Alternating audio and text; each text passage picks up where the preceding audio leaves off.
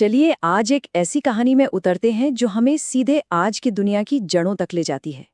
ये कहानी है कि कैसे राजाओं और सल्तनतों की एक पुरानी दुनिया ने देशों की इस नई दुनिया को जन्म दिया। ये कहानी है राष्ट्रवाद के उदय की।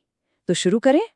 हमारी कहानी की शुरुआत होती है इस एक दमदार नारे से, एक ऐसी गूंज जिसने पूरे यूरोप को हिलाकर रख दिया था।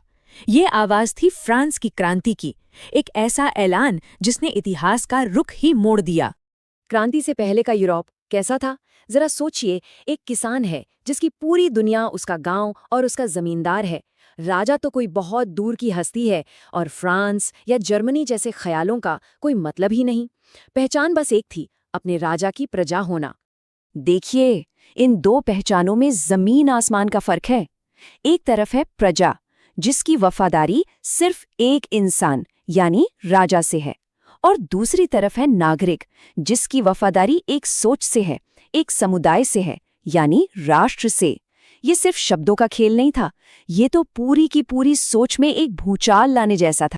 तो ये भूचाल आया कहाँ से? इसकी शुरुआत हुई एक देश से, एक घटना से जिसने पूरे महाद्वीप में एक ऐसी आग लगा दी जो बुझने का नाम ही नहीं ले रही थी। और वो देश था फ्रांस। 1789 ये सिर्फ एक साल नहीं है, ये एक निशान बन गया। ये वो साल था जब पेरिस की सड़कों पर लोगों का गुस्सा और उम्मीदें दोनों एक साथ उबल पड़े, और एक ऐसी क्रांति शुरू हुई जो दुनिया को हमेशा के लिए बदलने वाली थी।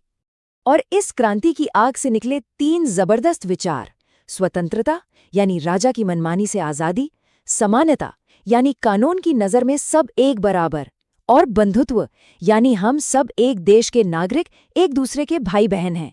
इन्हीं 3 विचारों ने राष्ट्रवाद की नींव रखी। अब देखिए, एक विचार का जन्म तो हो गया, लेकिन उसे पूरे यूरोप तक पहुंचना था, और ये सफर बिल्कुल भी आसान नहीं था। इसे जबरदस्त विरोध का सामना करना पड़ा, और वक्त के साथ इसमें बदलाव भी आए। और मजे की बात यह है कि इस विचार को फैलाने में सबसे बड़ा हाथ एक बादशाह का था, नेपोलियन बोनापार्ट। वो तो यूरोप को जीतना चाहता था, पर जहां जहां उसकी सेनाएं गईं वो अपने साथ क्रांति के ये विचार भी ले गईं। उसने पुराने सामंती सिस्टम को तोड़ा, एक जैसे कानून लागू किए, जिससे अनजाने में ही लोगों के बीच एकता की भावना बढ़ने लगी।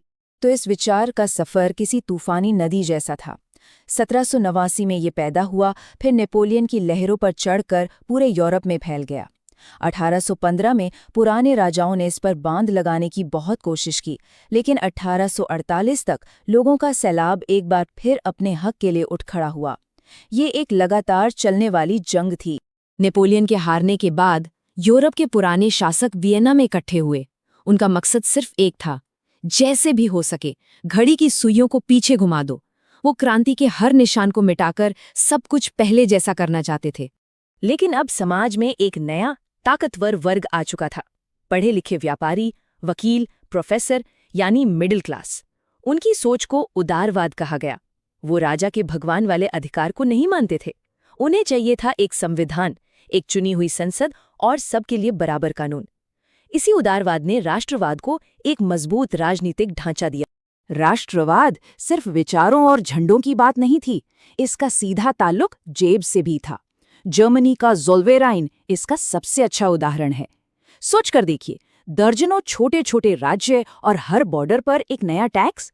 ज़ोल्वेराइन ने इन सारी रुकावटों को हटा दिया, व्यापार आसान हो गया और लोगों को पहली बार लगा कि अरे, हम तो आर्थिक तौर पर भी एक हैं। अब कहानी उस मोड़ पर है जहां ये विचार सिर्फ एक ख्वाब नहीं रहा, बल्कि एक ठोस हकीकत बन गया। ये वो दौर था जब नक्शों पर नए देश गढ़े जा रहे थे, जंग और संघर्ष की आग में तपकर। चलिए, इटली का उदाहरण लेते हैं। इसे एक करने के लिए 3 हीरो की जरूरत पड़ी। पहले थे मैज़िनी, जिन्होंने एक देश का सपना देखा।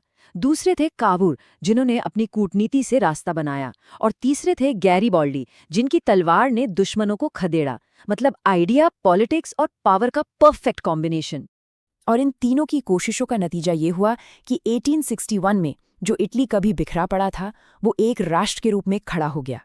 ये राष्ट्रवाद के विचार की एक बहुत बड़ी जीत थी। अब चलते हैं जर्मनी की तरफ, जहां कहानी का हीरो एकदम अलग था। यहाँ कोई रोमांटिक सपने देखने वाला नहीं, बल्कि एक हकीकत पसंद नेता था, ओटो वॉन बिस्मार्क। उनका मानना था कि बड़ी बड़ी बातें करने से देश नहीं बनते। उनका फलसफा साफ था, राष्ट्र लोहे और खून से बनते हैं। और बिस्मार्क ने जो कहा वो करके दिखाया। उन्होंने कूटनीति और ताकत दोनों का इस्तेमाल किया।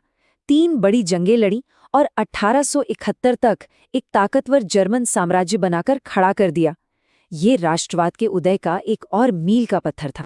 लेकिन सिर्फ नक्शे पर लकीरें खींच देने से तो देश नहीं बनता है ना, लोगों के दिलों और दिमागों को जीतना भी जरूरी था।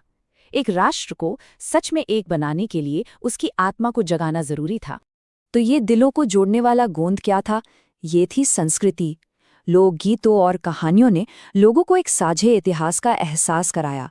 झंडों और प्रतीकों ने एकता की भावना पैदा की। और अपनी जमीन को मातृभूमि या भारत माता की तरह देखना, इसने लोगों में एक गहरा जज्बाती रिश्ता बनाया। तो कुल मिलाकर राष्ट्रवाद का उदय असल में लोगों के जागने की कहानी है। अपनी पुरानी छोटी पहचानों को छोड़कर एक नई, बड़ी और साझा पहचान को अपनाने और मिलकर एक राष्ट्र बनने की कहानी है। तो चलिए इस पूरी कहानी को इन 4 आसान पड़ावों में याद रखते हैं।